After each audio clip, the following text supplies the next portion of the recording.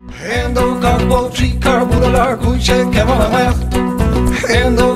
sin seo nugta gur Seoladh an céad mór éile ceol riomh as Gaeilge.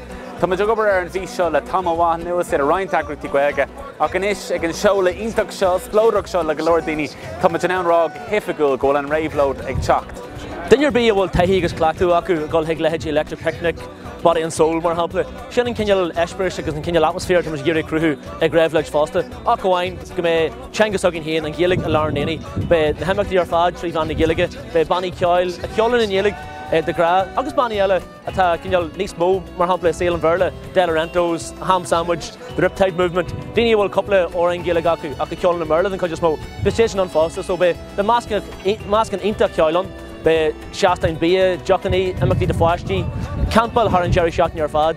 So, tá sul go mór leis anna féin. Ba más gan ann ag an féile seo ar ceol tradiisiúnta, ceol nua amsre, gach sáis ceol, fiú furseoirí, bíad don sco agus cóúidir an sco agus Campbell sa suas go dtí 5 míle duine ar aon deir seach na bháin ach le difriocht agus an difriocht sin an Gaeilge. Tá slua mógraí a gin thású leis. Téimi go dtí sa féiltear an táirigh téimi go dtí le héadí body and soul is teach picnic study mar sin ach sé seán chiad bhailte goil rud ag an cosú le seo ar fáil chuin agus go féileann na fádáil an le chéile. Agus is pobl beaga ar nach dlíine but tháinig chuid goine an óg fao láid is go síime goin dulgadí na saisa rudaí agus inis tá féil an chuin agus féilim fáteach le chéile agus thasúlagam go sin níos mó go féim bliain. Tá muid géirí go mbeidh an authentic Gaeltacht experience mar ann don phobal go mbeidh daoine ann teach go mbeidh suas go 5 míle duine ann teacht ar an láthair i Caisleán or Gillan agus an deire seach na cábh omláin trí Gaeilge, éisteach le ceol trí Gaeilge, leabhart as Gaeilge leis an duine an acaló, sa phobal an acaló agus antainna a bhainte as an deire seachna.